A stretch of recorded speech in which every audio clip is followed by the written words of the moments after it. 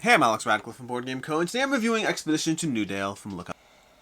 Expedition to Newdale is an economic Eurogame for 1 to 4 players designed by Alexander Pfister and is a spiritual successor to his line of games Oh My Goods. Oh My Goods is a small little card game. It gave you a little bit of using cards to turn this into that as you process the cards and the goods and transforming them and all that. And Expedition to Newdale takes that and puts it into more of an actual board game on the table with actual boards, a larger box over here, and as well as a full campaign mode with evolving iterations and adjustments to the rules as you go through it, giving you different scenarios and things to encounter as you go through the same general idea, but in a much larger form. In the game, the game basically plays the same whether you're playing it solo or non-solo. There's small differences, but there's little small details between the two of them. But ultimately, the game is very similar playing it solo or non-solo. There's a strong solo campaign mode to it, the same exact campaign you're going through. But the general idea of the game is across, I believe, 7 campaigns, if I'm not mistaken, 7 different missions or whatnot. You're going through a process of, and you play each one on its own. They each stand on their own. It's not carry through. Think of it more as scenario than campaign. But in the game, what you're going to be doing is across the rounds of play, you're going to be trying to use your cards to build up better and better resources to get as many points as possible. That's the long and short of it. There's going to be hand management, there's going to be worker placement, there's going to be a small amount of tableau building as you gather different cards and process things. But let's go ahead and walk you through a sample round in the game. You see in the game, the first thing you're going to do is over here, you're going to go ahead and look at the event card. You're going to take a look at the current event card, and there's a way to build out the event deck. The game's going to give you a little bit of a pamphlet somewhere on the back here, somewhere over here we go. There's a bit of a pamphlet telling you how to structure each of the various scenarios as you go through it, and there's actually 8, but broken up into parts A and B for some of them. So 8 different things over here, and each of them give you a way to build the events. This is far more intimidating looking than it actually is once you know how to play the game. It's a quick reference into things like building out the event deck. But over here, we're going to go ahead and turn over the first event, and we're going to see what we have here. And over here, we have blueprints. Over here, we're going to place 6 buildings face up on the display, and when building, you can build a card from the display instead of your hand. In general, in the game, you're going to have hands of cards. This blueprint over here puts cards in the display, which is a very common thing in the game. You're frequently going to be adding cards to a public display that anyone can build from. So we're going to be placing 6 buildings to display, and also we have these workers available this round, plus we're going to be drawing more from the bag. So let's go ahead and put that over here. For the sake of drawing cards from the display over here, let's just put 6 cards. We'll just put them down here for right now, but they would ideally go into a display. So you're going to see a bunch of cards over here, which normally would be more well organized, but I didn't plan for that exact card, so it's not well organized. But we're going to have cards that you can now build from. In addition to that, the players are going to start with a bunch of cards. You're going to have 8 cards. You're going to select 5 from those 8 cards. So you're going to start with a hand of cards you can use of your own, and then from there we go to step 2. So step 1 is just seeing what the event is, dealing with the consequences. Step 2 is where you take your 2 workers, and you start with 2. You have the opportunity to buy more workers through one of the worker placement actions over here, and you can add those to your board as you go, but you start off with these 2 workers, and now players place them, and you'll resolve them in order number. So for example, in my case, given the fact that this building currently needs yellow and pink workers, and we already have yellow and pink workers, we would need +2. You know, let's go ahead and risk it. We're going to risk it over here. We're going to put the 1 over here to try to overproduce on this building. In general, you can choose 1 production zone on buildings. You start with the coal mine, you have the opportunity to build more. And then over here, we're going to go ahead and... Am I confident enough to start? We actually start with resources too, so I should put those on the coal mine as well. That's going to give us a little more flexibility. So we start with the resources. You know what? I'm going to try to build my 3rd worker this round. Let's see if we can make it work. I don't know if we'll be able to, but we're going to try it. We'll see what happens. So to that end, that's done over there. We're now done with our placement actions. That's it. The entire zone is placing between 2 to 4 workers out on the board. Then we resolve step 3, where we reach into this bag and we draw more workers to see what the actual worker pool is. In a typical round, you draw 4 workers, but you could draw more depending on different events. We're going to draw 1, 2, 3. Uh-oh, this is not looking good for me. This is not looking good. And we're going to go ahead and draw 4 over here. So that's okay. We can kind of work with that. Not the best. We're going to add these to the pool. So you add those to the available workers. So we have 3 yellow, we have 3 green, 1 red, and 2 blue. And that's going to matter in a second. You'll see why. From there, we go ahead and resolve our things. And again, players can do this simultaneously or just watch as everyone does it. But we're going to resolve 1 over here. And 1 says we chose to overproduce, which means we're trying to do a production on the coal mine, but production on the coal mine in this case requires the 2 and the 1 to be able to produce 4, but because we did an overproduction, we need 2 more workers of those colors, which we have 1 yellow, but we're missing a worker. The good news is you can always choose to, well, right now I could either not produce because I overcommitted. I thought I'd get better than I did, and so I could not produce instead and get nothing, or I could discard 3 cards from my hand to replace that 1 worker, which, by the way, is brutal. It's absolutely brutal. It's not fun at all, but let's go ahead and do it so that you see how this game plays out. I'm going to discard 3 cards from my hand to replace that 1 worker, so at least I don't lose the 4 production. That's going to give me the 4 production, which is relevant, and I'm going to choose to also discard a black card, because you can see over here, the other way you can produce is through chains of cards, so this black card can also be used to be able to add 1 over here. We'll discard that as well, which, by the way, I wouldn't actually do, but I want to show you how things work. So, that's the production phase over there. We're done. We now have 10 cubes in there. We generated 4 more. We added 1 from the black card. We start with 5. We have 10 cubes, and each of those cubes is worth $1. You can always sell things for their value in this game. Which brings us to step 4 over here. We're still in step 4. We're going to go ahead and buy my second disc over here. So we're going to resolve disc 2 and buy disc 3. Buying disc 3 costs us 7 coins, so we're going to go ahead and sell to the bank 7 of these goods at the $1 a piece to be able to go ahead and buy that worker. And now we have an extra worker in play, which brings us to step 5, where you can go ahead and either draw 2 cards or build a building. In my case, I'm going to go ahead and build a building, so let's go ahead and build this building. This building's going to cost me 4, which I'm realizing now I don't have 4. I may have made a tactical error. We're going to go ahead and do this anyway. We're going to pretend I have 4 for the sake of this conversation. I could draw 2 cards right now, but I want to show you how this action works. So right now for the build action, we're going to pretend we have 1 more, just magically. And we're going to spend that 4 to pay for this card over here.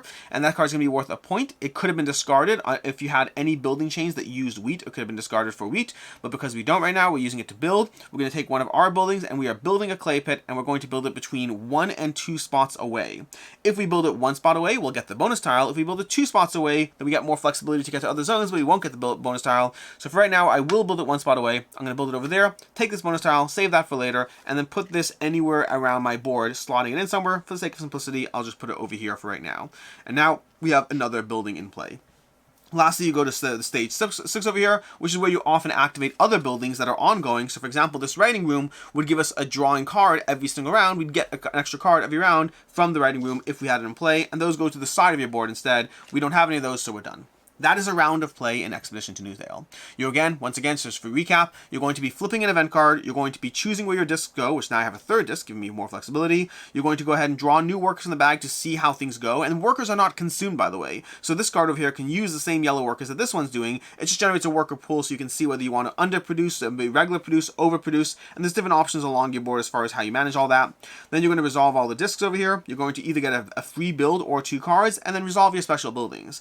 Past that, the worker placement zones you have in the game. Over here is how you buy new workers, so your 3rd and your 4th plus 3 points. Over here you can go ahead and trade in 2 cards to get 4 coal plus 1 of any resource. Over here you can hold on to 1 card, discard and draw up your entire hand. So if you have a hand of 6 cards, you hold 1, shuffle the other 5 back into the, well, discard the other 5 and draw 5 new ones, and then you additionally draw 3 cards, which cards are resources. That's good on its own. Over here you get to spend 4 to uncover one of these. So over here, for example, this allows you to build at range 2 or 3 instead of range 1 or 2, meaning up to 2 away will get you that bonus. And over here you can instead discard only 2 cards to replace a missing worker, which can be helpful if you're aiming for a lot of overproduction and are risking a little more than you should. And then over here you can actually take a build action as well. This build action is one where you can take an addition to the end of round build. That's so you can get more of an economy up faster, although cards are not cheap, so it's hard to do so in the game.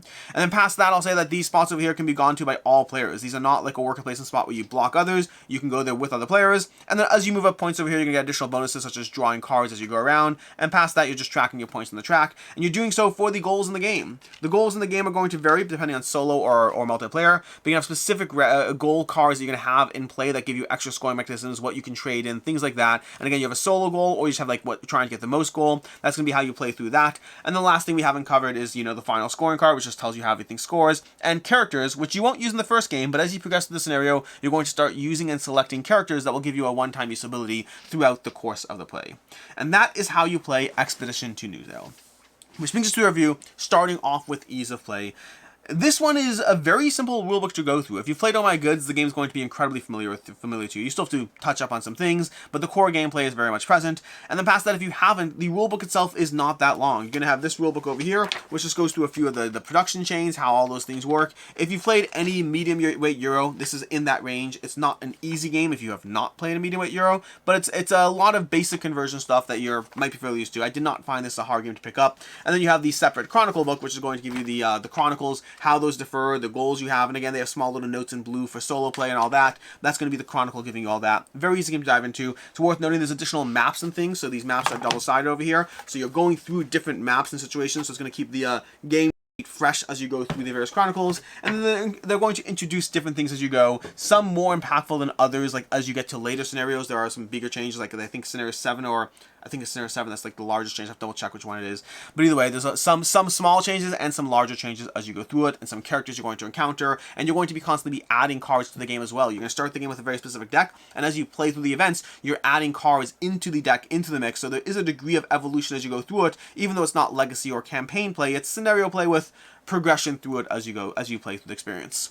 As far as what I like, don't like, and can see others not liking, starting off with what I like, which this game in general has first of all, there's a few things to go through. There's a lot of ways to experience Expedition to Newdale. You can play it as a regular multiplayer experience. You can play it as a solo game. It works very well as a solo game because there's barely any player interaction. There's getting somewhere first to get the initial bonus for spots, but past that, there's minimal player interaction in the game, which means it does translate well for solo play, and it gives you kind of goals or target numbers to hit as opposed to beating other players. There's that campaign aspect of going through a progression of scenarios and having differences thrown at you, so it feels like a small degree of evolution as you go through it. There's resource generation and a lot of tableau building in the game as you build up a better economy, as you manage to turn, your cows into meat, and your meat's worth more, and it's a very strict process of literally turning cubes. This is a cube pusher in the very definite sense, as you move tokens from one card to another, because you'll have that opportunity of doing so, which over here you can turn coal into this, but then you'll be able to turn coal into other things. You frequently are moving tokens around from one card to another as you have certain buildings and certain economies in play, and building up those tableaus is very satisfying because you have to work hard to get some of these buildings. Getting 15 money to get a good building in play can be a lot of work to get there,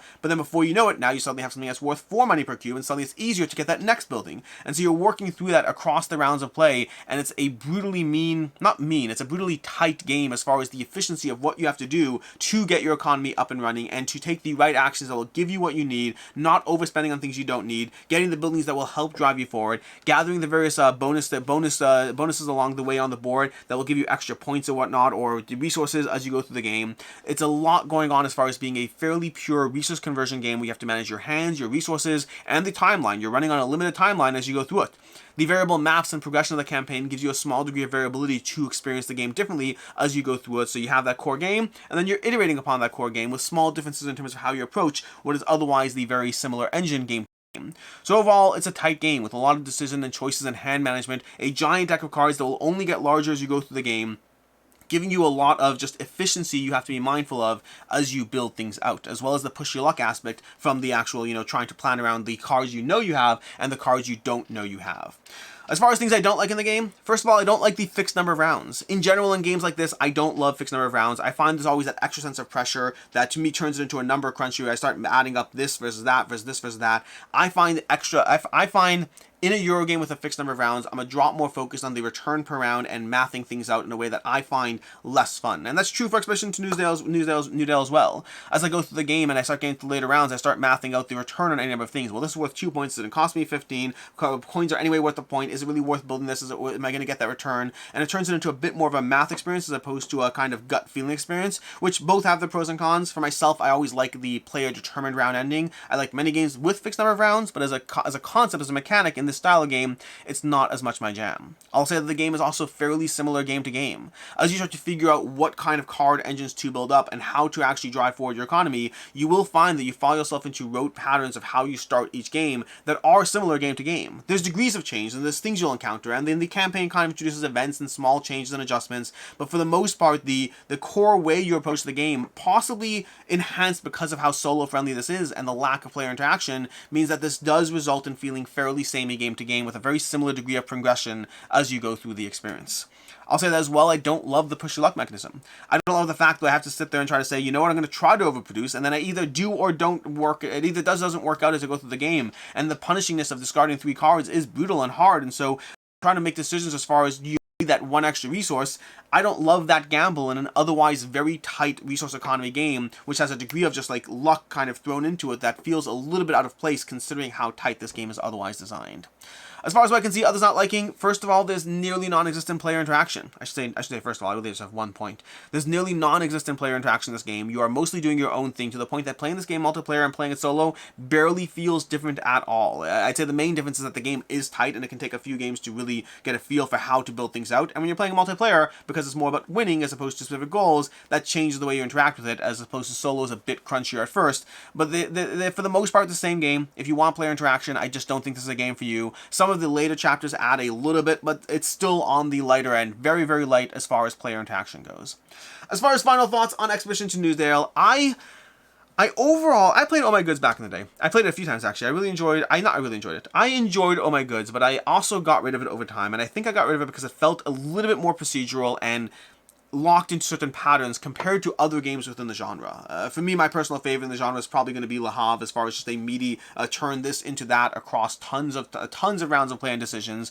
And I felt that Oh My Goods felt a little bit too locked into certain patterns as you played through it. And I got Expedition to Newdale hoping that it would expand upon the world, and it does so, but I don't think it does enough extra for me.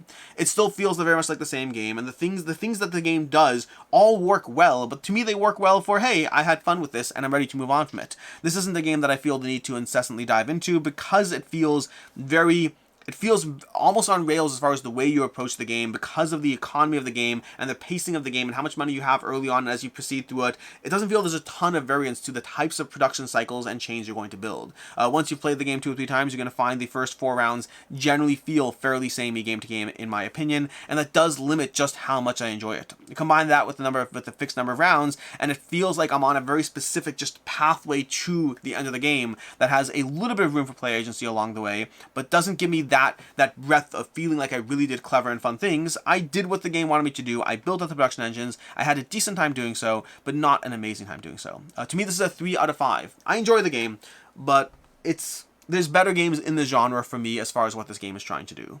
Speaking of which, as far as other game recommendations, first of all, if you're looking for an accessible, a shorter resource, turn this into that game, Glass Road is going to be a great one that I highly recommend from Ray Rosenberg, that I think gives you one of the smallest packages as far as how much time it takes, but how much you actually get done in a fairly short time frame. Highly recommend Glass Road. Additionally, Anno 1800 from Martin Wallace is going to be another game that runs a little longer, but gives you a very different way of approaching production chains and all that in a very compelling engine. And then lastly and finally, I think I'd recommend Oh My Goods from the same designer over Expedition to Newdale. I think they do very similar things, and Oh My Goods is going to be much smaller in terms of cost, shelf space and all those things, and I think that Expedition Newdale adds some things, but not necessarily enough for me to recommend this one over Oh My Goods. In any case, then until next time, I'm Alex Radcliffe from Board Game Co. I hope you enjoyed this video, and as always, I hope you have a good one.